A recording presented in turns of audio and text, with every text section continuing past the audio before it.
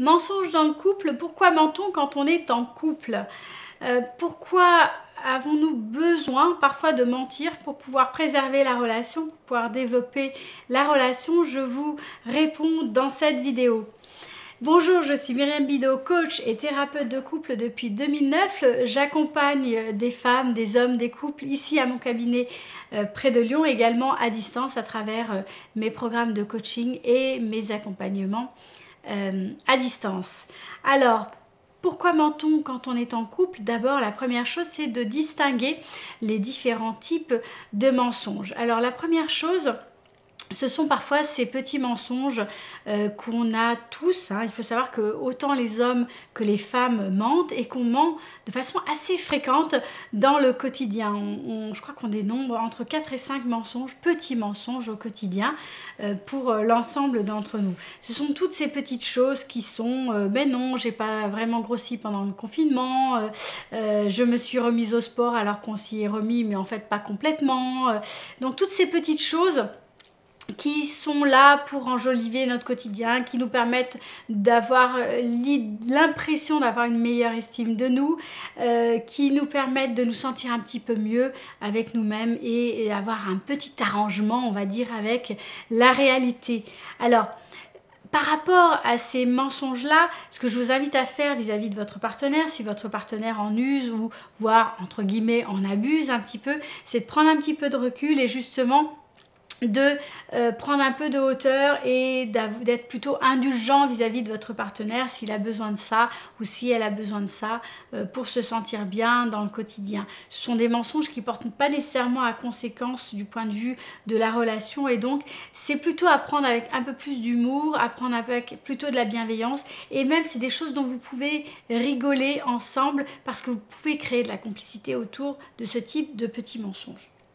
Deuxième type de mensonges, ce sont les mensonges plutôt pathologiques. Alors là, c'est des personnes qui vont mentir beaucoup, voire tout le temps et surtout.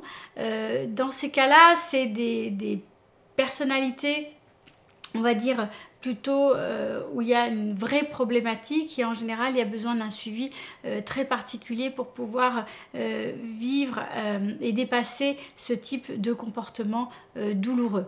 De la même manière, quand on est dans de la manipulation, il y a énormément recours aux mensonges et dans ce type de problématique, la relation va être extrêmement compliquée, va être extrêmement mise en péril et ça va être compliqué de développer une relation pérenne, enfin même impossible on va dire, pour dire très clairement les choses, impossible de pouvoir développer la confiance et donc impossible de pouvoir développer la relation. La relation va en réalité se stopper, se nécroser. On va avoir l'un et l'autre des arrangements pour pouvoir survivre à travers cette relation, mais on ne va pas pouvoir utiliser la relation comme tremplin pour pouvoir se sentir mieux.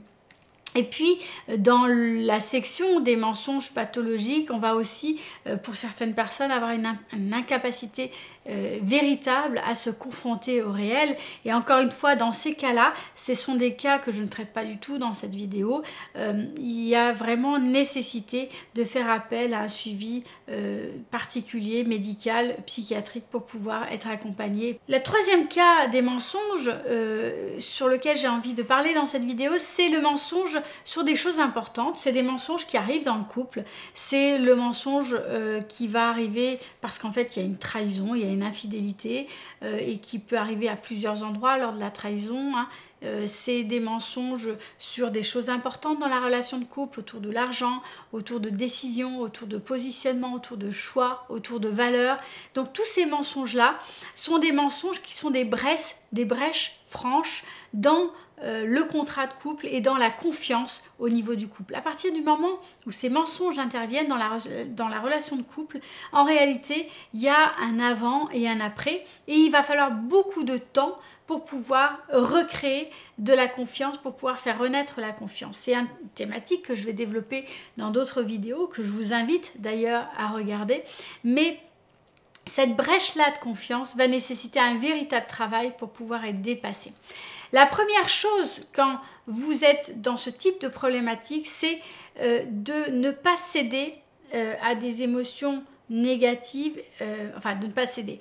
Vous allez traverser ces émotions, mais en tout cas de ne pas rester fixé sur ces émotions négatives, telles que la honte ou la culpabilité. Pourquoi de ne pas rester fixé? Parce qu'en fait, elles vont vous laisser toujours au même endroit. Elles ne vous permettront pas d'évoluer et de faire avancer la relation. Donc, faites attention notamment vraiment à la culpabilité et regardez comment vous allez pouvoir prendre vos responsabilités par rapport à ce qui se passe dans votre relation pour pouvoir avancer. Notamment en vous posant les bonnes questions, en prenant un peu de recul, en prenant un peu de hauteur et en regardant la situation dans un contexte global et en vous posant les bonnes questions et en vous interrogeant, si vous le pouvez, à deux. La deuxième chose, c'est de vous faire accompagner, c'est de vous faire aider avec une personne compétente. Ça peut être un coach, ça peut être un thérapeute, mais ça peut être aussi des personnes de votre entourage qui peuvent être de bons conseils. Donc c'est plutôt des personnes qui sont relativement neutres et qui vont ne pas prendre parti. En conclusion, le mensonge dans le couple, ça n'a pas grand-chose à voir avec un jardin secret.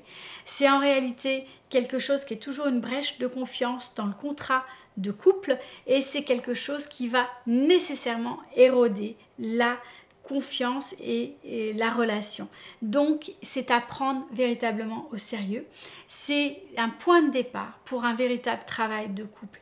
Si à partir du moment où il y a du mensonge, le travail n'est pas fait, en réalité ça va être mis sous le tapis, ça va être rangé, on va essayer de dépasser ça, mais si ça n'est pas traité, ça va rester comme quelque chose qui va constamment revenir dans votre relation, et ceci des années et des années durant, et qui va être véritablement un point de nécrose dans votre relation. Donc c'est important de vous en occuper, de le traiter pour pouvoir le dépasser. Voilà, je vous invite à mettre un commentaire sur cette vidéo, à me partager votre expérience sur ce qui s'est passé dans votre couple. Est-ce qu'il y a eu des mensonges? Comment ça s'est passé? Peut-être est-ce que vous avez dépassé ça ou comment vous avez réagi aux mensonges? Je vous invite à partager cette vidéo si vous l'avez aimée et je vous dis à très bientôt pour une prochaine vidéo.